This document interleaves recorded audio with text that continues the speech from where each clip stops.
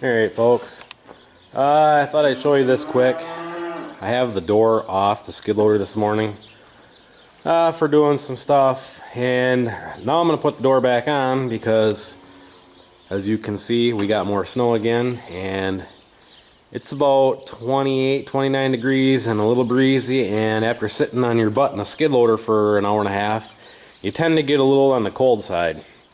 So I'm going to show you my homemade door here quick. It's nothing fancy, as I've mentioned in the past, nothing but cheap. It's just square tubing, piece of plexiglass in there. I welded some flat bar around the inside for a frame, and then on the outside I just have a couple pieces cut just to hold it in there. That way I've broke them in the past, doing stuff in the woods that a guy probably shouldn't be doing with a skid loader. But that way I can just break them tabs off quick, put a new piece in there, tack it back on, good to go. I just have some pipe here that the bolts sit through for the hinges. And then basically it kind of just sits there on its own. There is some cowl magnets I tacked on there that kind of hold it. But if you get really aggressive doing stuff with the loader where you're ramming into stuff, I have a rubber strap in there, tarp strap, that I can use to hold the door shut. I don't normally use that because if I need that tarp strap, that means I'm doing something with the skid loader I shouldn't be. So, and I really don't like to push the machine any harder than I have to. But anyways, I am going to put this door back on right now quick. I figured I'm going to try and show you guys putting this door back on.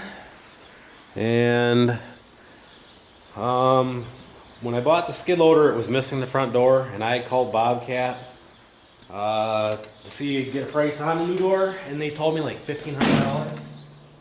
That wasn't gonna happen, so I built one. And all I gotta do is line up that bottom bolt, slide the top bolt out.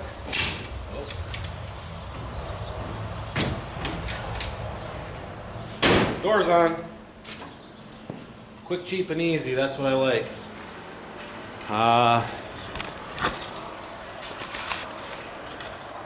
You see they're plowing the road. I had some silicone I put around here that kind of sealed it up a little bit.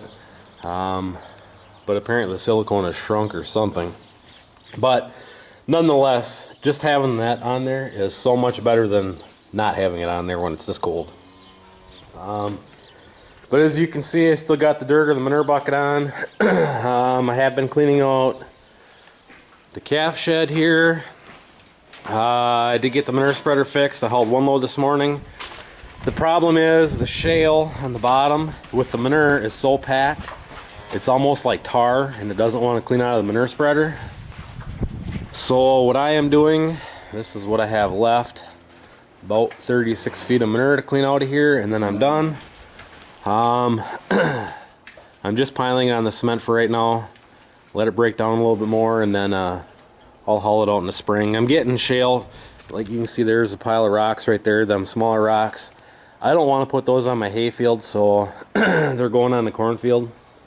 And they'll get spread. This load will get spread out there on that cornfield, because worst comes to worst, if I have all these shale chunks out there, if I have to work up the ground, I'll work the ground up and pull a mulcher over, and the mulcher will probably break a lot of them up. But anyways, this is what I have left. It would sure be nice just to have concrete in here. And I did call and get a price, talk to a couple people, and be about $3,200 to do from that end to 12 feet past, basically where I come in and out with a skid loader.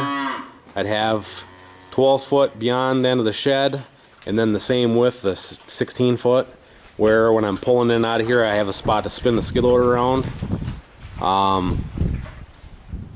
And then I'm going to do cement on the outside of the wall over to the cement butting up to where I parked the tractor and manure spreader on. About $3,100 to do that, and that's ag, 6,000 psi concrete. And then, like I say, eventually I'm just going to pour another 12 or 14 foot along the whole length out there. So that pad will be 36 wide by the length. And then I like to pour a pad out here for the cows. And then pour a little bit to go over and butt up to that concrete. Where I go in and out with a skid loader to feed. Beyond that, I'm not too worried about. I'll just put a piece of angle on there in the concrete so it's a corner protector. And then I'll just butt up lime rock or something to it where I drive in and out all the time. But anyways, it's noon. I just ate. I was doing this stuff till I got cold, and I went in to eat and warm up a little bit, and figure I'd make a video of that, putting that door back on and showing the door. And there you can see the pile of manure. It's a fairly decent sized pile. So anyways, this is what it's looking like here in Wisconsin on, I believe today is Tuesday. So much for the snow melting today. Yesterday the snow was almost totally gone by the time it got dark last night, and this is what we've got again today. So manure spreader is sitting right there. It has a lot of tacky stuff in there right now. I have the door open, I have it sitting downhill, so hopefully the rain and stuff will maybe get some of it cleaned out of there.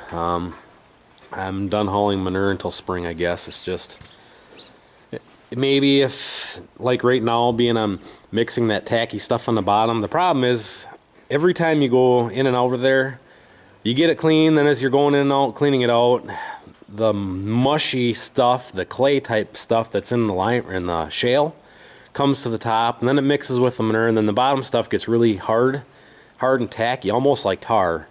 Well, that's what's causing the problem in the skid loader, or in the manure spreader. But now with me packing it, mixing with the bedding, it'll probably work better. But I'm just gonna wait till spring now. So that's what's going on there. And Jake, I don't know how to say your last name, Speece or Specie or something like that.